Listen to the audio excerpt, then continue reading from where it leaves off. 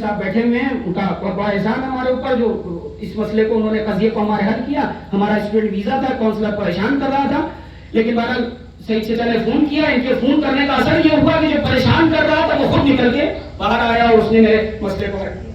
تو وہاں رہنے کا ڈیمسکس یونیورسٹی میں پڑھنے کا ایک فائدہ یہ ہوا کہ ٹھیک ٹھاک عربی الحمدللہ. تو میں نے مظفر مدنی صاحب سے پھر اردو میں بات نہیں، ہم نے ان سے عربی میں بات، اور الحمدللہ ہمارے قافلے کے بعض افراد اس کی کلپنگ بھی کر. ہم نے ان سے ایک سوال کیا، اگر یہ بتائیے کہ اس زمین میں کچھ نہیں تھا، اس زمین میں یعنی یہاں جہاں پیغمبر دفن ہے، سید چچا اس زمین میں کچھ نہیں تھا، اگر آپ یہ مان رہے ہیں کہ اس زمین میں کچھ نہیں تھا، کوئی خاصیت نہیں، پیغمبر مر گئے، زمین عام ہے، تو یہ بتائیے یہ جو دو افراد یہاں پہ دفن ہیں، جلیل القدر صحابی حضرت ابوبکر دفن ہے، جلیل القدر صحابی حضرت عمر دفن ہے، یہ کیوں دفن ہے یہاں؟ سمجھیے میری بات کو، جبکہ ان کا تو کوئی حق ہی نہیں پہنچتا تھا دفن ہونے کا. اب ظاہر ہے کہ دیکھیے جب بات ہوگی تو پھر قاعدے سے ہوگی، بھائی ان کا تو حق ہی نہیں پہنچتا تھا دفن ہونے کا. آپ کہیں گے بھائی کسی نے ان کو بخش دیا تھا، مان لیجیے کسی زوجہ نے کہہ دیا کیا اس زندگی میں رسول نے دے دیا تھا، ٹھیک ہے، لیکن یہ بتائیے کہ جب اس زمین میں کوئی خاصیت نہیں پائی جاتی، وہ زمین عام زمینوں کی طرح، تو وہ قبرستان چھوڑ کے وہاں کیوں دفن ہوئے؟ ہاں میں نے کہا اس کا مطلب یہ ہے کہ ان کا دین اور تھا، تمہارا دین اور ہے. اس کا مطلب یہ ہے ان کا دین اور تھا، تم سابقون الاولون پر بھی عمل نہیں کرتے، تم نے ایک نیا دین ایجاد کیا. پھر جانتے ہیں انہوں نے کیا کہا؟ تم جاہل ہو جاؤ، تم سے مجھے بات نہیں کرنا. میں نے کہا اللہ کی شکر ہے، اللہ کا شکر ہے کہ تمہاری لغت میں میں جاہل ہوں، اور میری بخشش کے لیے اتنا کافی ہے کہ تمہاری لغت میں مجھے جاہل کنسیڈر کیا جائے. صلوات بھیجیے حضرت محمد و آل محمد. تو یہ اور قرآن سے دلیلیں دے رہے ہیں، یعنی توہین پیغمبر کی دلیل قرآن مجید سے. پیغمبر کے روزے پہ اوپر صاف صاف لکھا ہوا ہے لا ترفع، اعوذ باللہ من الشیطان الرجیم، پیغمبر کا پروٹوکول، لا ترفعوا اصواتکم فوق صوت النبی. ہم نے کہا چونکہ سیریا میں ڈیمسکس یونیورسٹی میں اتفاق سے عبد المحسن قاسم صاحب، دکتور عبد المحسن قاسم صاحب آئے ہوئے تھے، ان سے ملاقات ہماری ہوئی تھی، اور وہ اس وقت امام یعنی بہت سارے ائمہ ہیں وہاں پر جو نماز اور دروس کے فرائض انجام دیتے، اس میں ایک وہ بھی ہیں. ہم نے ان سے کہا چلیے بھائی چل کر کے ان سے بات کر لیتے ہیں، ہم چل کے ان کے سامنے فیصلہ ہو جائے گا، اس بات کا اندازہ ہو جائے گا بھائی ہم صحیح ہیں آپ صحیح ہیں. وہ تیار نہیں وہ جانے کے لیے. میں نے بات کہا کہ چل کے بات کر لیتے ہیں. مجھے امید تھی کہ وہ مجھے دیکھیں گے تو پہچان لیں، کیونکہ اچھی طریقے سے جامعہ دمشق میں ڈیمسکس یونیورسٹی میں ہماری ان کی گفتگو، اگرچہ وہ مجھ سے کافی بڑے عمر میں بھی سینئر اور اس میں ہر چیز میں سینئر تھے، وہ اپنے کسی کتاب کے سلسلے سے آئے ہوئے تھے، البیان فی غریب القرآن، غالباً وہ کتاب اس زمانے میں لکھ رہے تھے، پتہ نہیں منظر عام پہ آئی یا نہیں آئی. تو وہاں پر ڈاکٹر لبیب بیضون سے ملنے کے لیے آئے ہوئے تھے، وہ نہیں ہے. توجہ میرے ابھی. اب آپ یہ بتائیے کہ وہاں اتنا بڑا لکھا ہوا ہے لا ترفعوا اصواتکم فوق صوت النبی، خبردار خبردار. رسول کا پروٹوکول یہ ہے کہ رسول کی آواز پہ اپنی آواز کو بلند نہ کرو. پوری امت کا کسی بھی فرقے سے تعلق رکھنے والا مسلمانوں سب کا اتفاق ہے کہ یہ آیت پیغمبر کی حیات کو بھی شامل ہے، ممات کو بھی شامل ہے. یعنی نہ پیغمبر کی زندگی میں پیغمبر کے پاس چلا کے بولا جا سکتا ہے، نہ پیغمبر کی وفات کے بعد پیغمبر، اور اس کے بعد بھی اتنے بدبخت ہیں کہ قبر پیغمبر کے پاس کھڑے ہو کے یا حیوان ھذا شرک ھذا شرک ھذا شرک. ایسا لگتا ہے قرآن کی آیات یہ سارے مسلمانوں کے لیے آئی ہے، ان پولیس والوں کے لیے نہیں آئی ہوئی ہے. صلوات بھیجیے حضرت محمد و آل محمد. یہ گمراہیاں کیوں ہیں؟ یہ گمراہیاں کتاب خدا سے دوری کی بنیاد پہ ہے. کتاب خدا جھوم جھوم کر پڑھنے کے لیے نہیں آئی ہے، کتاب خدا سمجھنے کے لیے آئی ہے، کتاب خدا عمل کرنے کے لیے آئی.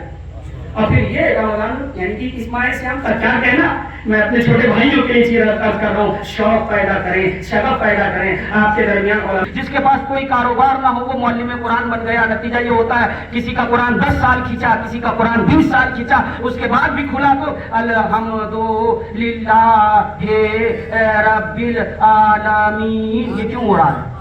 اس کی بنیادی وجہ یہ ہے کہ اسکول، بھائی دیکھیے کامن سینس کی بات ہے، اسکولوں میں یہ کیوں آپ جو ہے وہ ٹیٹ چاہیے، سپر ٹیٹ چاہیے، اگر ایم فل چاہیے اور آپ کے لیے نیٹ چاہیے اور ٹیٹ چاہیے، اور اس کے بعد جی آر ایف نکالیے اور نیٹ نکالیے اور پی آئی پی ایچ ڈی کیجیے، یہ چیزیں کیوں رکھی گئی؟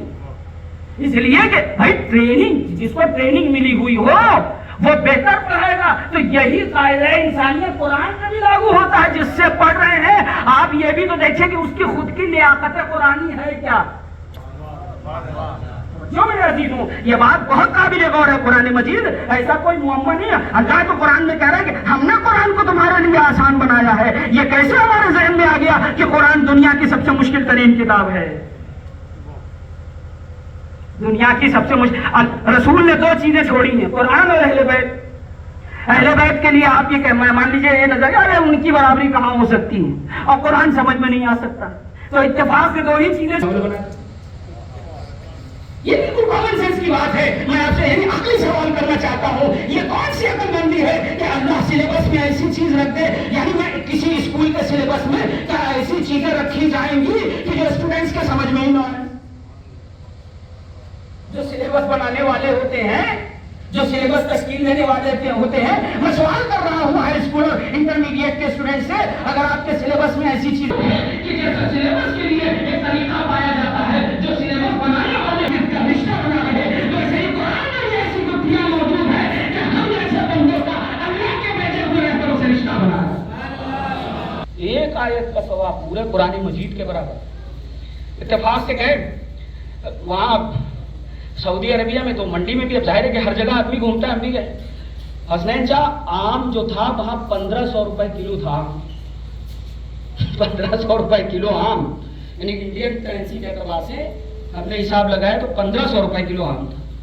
बाराबंकी के साथ थे, उन्होंने जो है वो उसको खरीद लिया, ये कह करके कि अरे खावा जाए, ये मतलब अभी तो गर्मी भी नहीं, यहाँ वो आम मिल गया, उन्होंने कहा चलो खावा जाए, तो उन्होंने जो है वो 1500 रुपए का 1 किलो आम दे। अब बहरहाल लिया सबके सामने है तो सबकी जबानें उसी आम से लगी हुई है। मैं लाओ जरा चखाओ देखें भाई, सबने चखा, यकीन जानिए इतना बदजायका आम, अल्लाह की कसम मैं आपसे बता सकता हूँ, खाया था जिंदगी भर आम न खाए आदमी उस आम को खा ले। हमने कहा डाल गया आपका पैसा, 1500 रुपए भी दे के आए और जायका भी नहीं मिला। 1500 रुपए हो जाएगा, हिंदुस्तान में आते थे। एक वक्त था कि खासतौर से गर्मी के सर्दी के गर्मियों में जब जैसे जैसे गर्मी बढ़ती थी आम आता, अब तो सर्दियों में भी आम ले लीजिए, हर मौसम में आम ले लीजिए। मगर एक मजमा बैठा, मैं छोटे बच्चों से पूछ रहा हूँ, जब मौसम से हट के आम ले तो किस रेट में मिलता है आम? हिंदुस्तान में भी कोई सस्ता मत्ता नहीं मिलता है। अगर आप मौसम से हट के ले तो कम से कम 150, 250, 300 मॉल वॉल में चले जाइए, और कहीं खुदा ना खास्ता लुलू माल पहुंच गए तो फिर तो फुआरे में आरे हो जाएंगे। ठीक ठाक जो है वो रेट में आम मिलता है। आप इंसाफ से बताइए, सर्दियों में आम खरीद के खाते हैं, जायका कैसा होता है? खाया है दिन भाई? नहीं खाया? खाइएगा जरूर। 250-300 रुपए का मिलेगा और दोबारा आम ना खाएंगे अगर खा लिया तो। ऐसा बद जायका बद मजा, यानी पैसा के पैसे ज्यादा, पैसा के पैसा ज्यादा और मजा का मजा नहीं। पैसा का पैसा, दाम का दाम, और पैसा और मजा भी नहीं मिल रहा, क्या फायदा? फिर क्या, कहा रुक जाइए, गर्मी का मौसम आने दीजिए, फिर उसके बाद यही आम 30-40 रुपए किलो बिकेगा और इंतहाई खुश जायका होगा कि आदमी खा ले तो कहे जन्नत का फल अनार नहीं आम ही है। इतना लजीज, सस्ता भी हो, जायका भी अच्छा। आप सुनिए, असल में मामला आम के जायके और मजे और दाम का नहीं है, हर चीज की एक बहार होती है, हर चीज की एक बहार होती है। आम की भी अपनी बहार है, आम की बहार गर्मी के मौसम में आम आता है, कम दाम भी। इस महीने से अगर कुरान की तिलावत की जाए, आम दिनों में एक आयत का सवाब एक आयत है, इस महीने में पढ़िए एक आयत पढ़ेंगे तो एक कुरान का सवाब। ये खुदा का लुत्फ नहीं है तो और क्या है? अगर ये खुदा का करम नहीं है तो और क्या है? जब अभी तो एक है, और यहाँ से एक इशारा और है जिसके तरफ माहिर और मुहद्दिसीन ने इशारा किया है, एक इशारा और। ये अल्लाह क्यों, यानी अल्लाह के पैगंबर ने क्यों कहा कि एक आयत अगर आपने पढ़ लिया तो एक कुरान का सवाब? एक इंतहाई अहम चीज है जिसके तरफ पैगंबर मुतवज्जे करना चाह रहे हैं। क्या है? हम तुमसे कसरत नहीं चाहते, हम तुमसे कैफियत चाहते हैं। नहीं, अभी बात शायद अपनी पहुंचा नहीं सका। ये जो बात हम लोग रिवायात देखते हैं मिसाल के तौर पे, क्योंकि बात से बात निकलती है इसलिए मैं अर्ज कर रहा हूँ आपके सामने। मिसाल आप देखिए, हम लोग मजलिस में गिरिया करते हैं, इमाम हुसैन के ऊपर रिवायत मौजूद है, लौ उल्कियत कतरतुन, अगर एक ही आंसू जो आप इमाम हुसैन की याद में बहाते हैं, अगर एक, ये रिवायत है, اللہ کا شکر ہے ہمارے جائے اتنی قوت موجود ہے. لو القیت ایک قطرہ اگر جہنم پہ ڈال دیا جائے تو اس کے اندر اتنی طاقت موجود ہے کہ نارے جہنم کو خاموش کر دے. اس کے اندر اتنی قوت موجود ہے. لیکن اصل میں اشارہ جو روایت کر رہی ہے وہ اسی چیز کی طرف کر رہی ہے کہ اللہ تم سے کثرت نہیں چاہتا. زندگی میں ایک آنسو بہاؤ مگر اخلاص کے ساتھ. ایسا آنسو ہو جو تمہارے آنکھ کے ساتھ ساتھ تمہارے نفس کو تبدیل کر دے, تمہارے نفس میں تبدیلی پیدا کر دے. عبادات کی اسپرٹ یہی ہے, اصل عبادات کی روح ہی یہی ہے. آپ بتائیے کون سی عبادت ہے جو برائے عبادت ہو؟ کون سی عبادت ہے جو برائے عبادت ہو؟ نماز, روزہ, حج, زکات, خمس, تمام چیزیں آپ دیکھ لیجیے. رمضان کے بارے میں, ماہ مبارک کے بارے میں اگر آپ دیکھیں تو قرآن مجید کیا ہے, یا ایھا الذین آمنوا کتب علیکم الصیام کما کتب علی الذین من قبلکم لعلکم تتقون. کیا کہہ رہا ہے؟ اے صاحبان ایمان, تم پہ روزے لکھ دیے گئے ہیں ایسے جیسے تم سے پہلے والوں پہ لکھے گئے تھے. کیوں لکھے گئے تھے؟ لعلکم تتقون, تاکہ تمہارے اندر تقوی پیدا ہو. ان الصلاۃ, روزہ ان کا چرواہا ہے.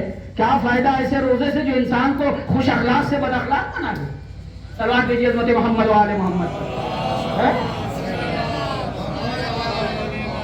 اب دیکھیں تھوڑی دیر کے لیے, اصلاً اسلام میں کوئی بھی چیز عبادت یعنی عبادت عادت, چونکہ یہ ہیومن سائیکالوجی ہے. دیکھیے یہ تو بالکل سامنے کی بات ہے, اس میں بہت زیادہ گڑا بھات کرنے کی ضرورت نہیں ہے کہ ایک چیز جو آپ ریگولر کر رہے ہوں اس کے آپ عادی ہو جاتے ہیں, ہیبچوئل ہو جاتے ہیں, پھر آپ لاشعوری طور پہ بھی اس کو کریں گے. اگر ہم کسی چیز کے عادی ہو جائیں تو ہم لاشعوری طور سے بھی کریں گے. ایک چیز کے ہم عادی ہو گئے, صحیح.